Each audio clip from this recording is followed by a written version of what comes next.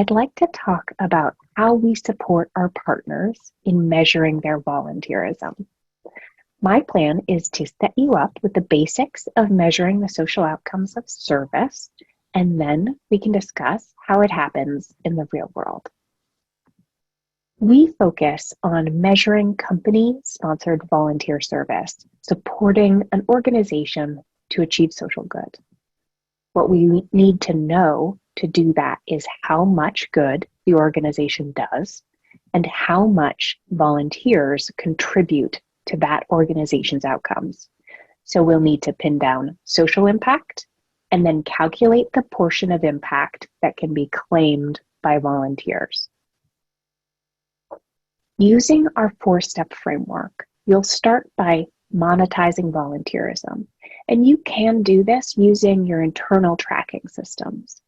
Then work with nonprofit partners to quantify programmatic impact and operating costs. With the value of service provided and the cost to create the program's impact, you can calculate the impact of your service. This is your claim. And finally, take the numbers on the road. This work is meant to be shared, and I think that you'll see that service, when strategically managed, is as valuable as cash and a very smart addition to your CSR investment portfolio. Monetizing volunteerism is where we all need to start. You will need to have a system in place to track how many hours of service you support and what kind of service is provided. This can be a whole volunteer management platform, a software platform, or it can be a simple spreadsheet of events that you sponsor. But it needs to include a column for what you do and a column for how many hours you do it. Then we calculate the total financial contribution of volunteerism by multiplying the hours served and the value of that service.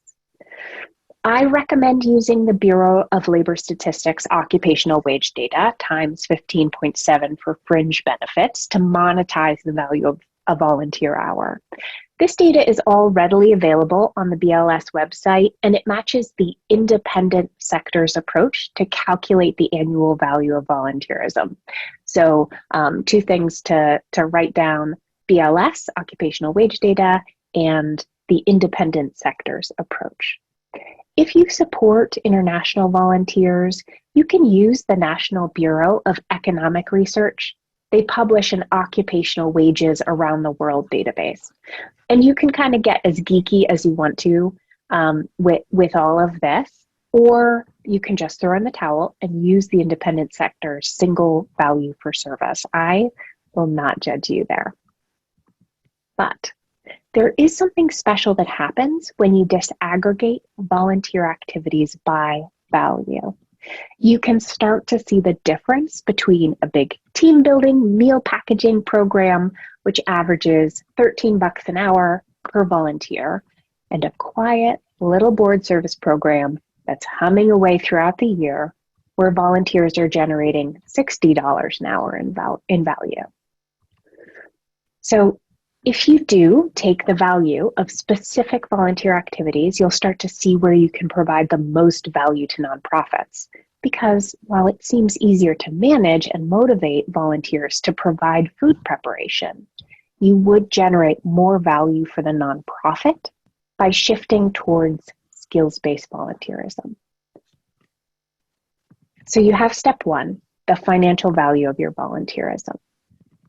And step 1 is where many companies stop. But our approach includes seeking the social outcomes of your work, the cost of those efforts, to push our understanding from what we gave to what we made happen. You will need to collect the impacts of the supported program and the cost to implement that program. And this is a part of reporting that is so common when we make grants. What happened as a result of this funded program?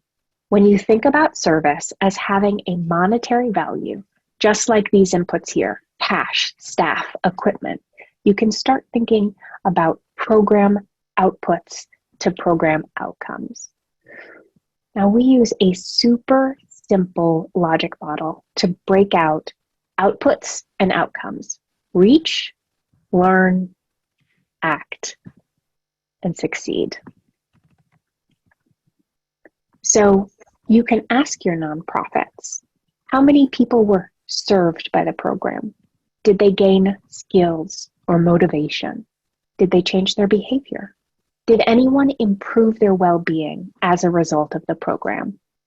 And this is not about volunteers. This approach doesn't actually care if your volunteers improve their well-being.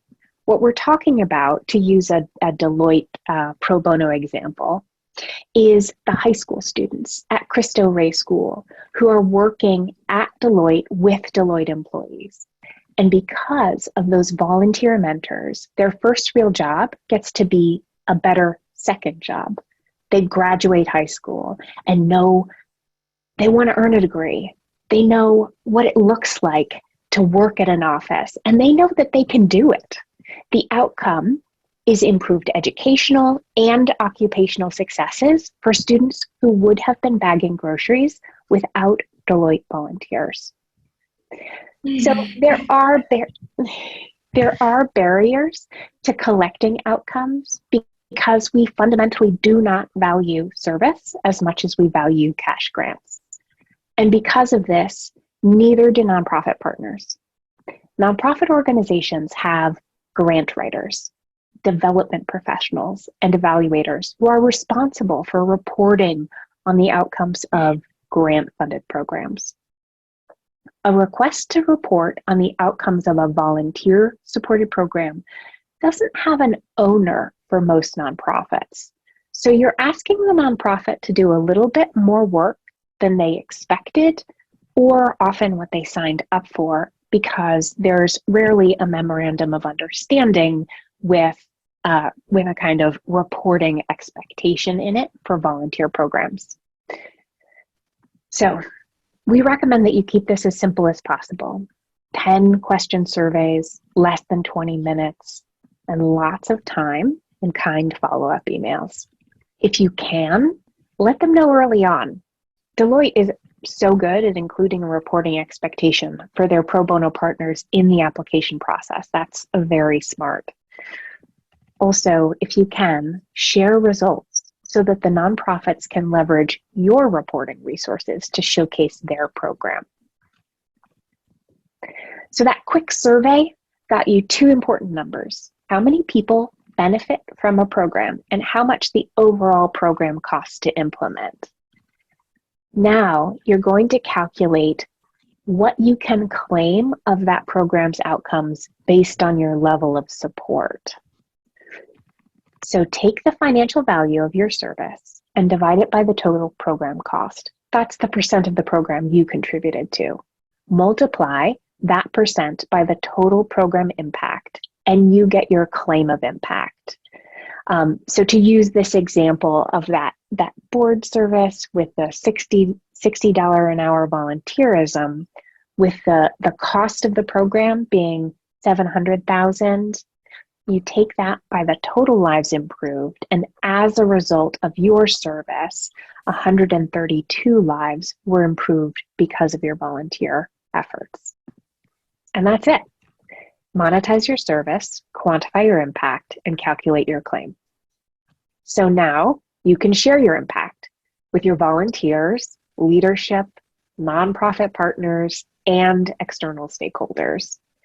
And we have seen companies share their results internally on dashboards, to the board, in staff newsletters, on social media, ESG reports, and for public communication. And some final tips. One, take a little time to calibrate a measurement approach with your nonprofit partners. I do hope that Lee and Anna and I can talk more about this, because this is part of the journey, trying to figure out how measurement will work for all parties. And sometimes it feels like learning and leaning into hard things and communicating and over-communicating. And two, skills-based service is so valuable. It really is worth the hassle of setup costs. Three, once you get data. Bring in other people who get excited about sharing it. Communications and external reporting teams are so hungry to talk more about the work you do. Let them. And finally, ask nonprofits fewer questions and make every question count.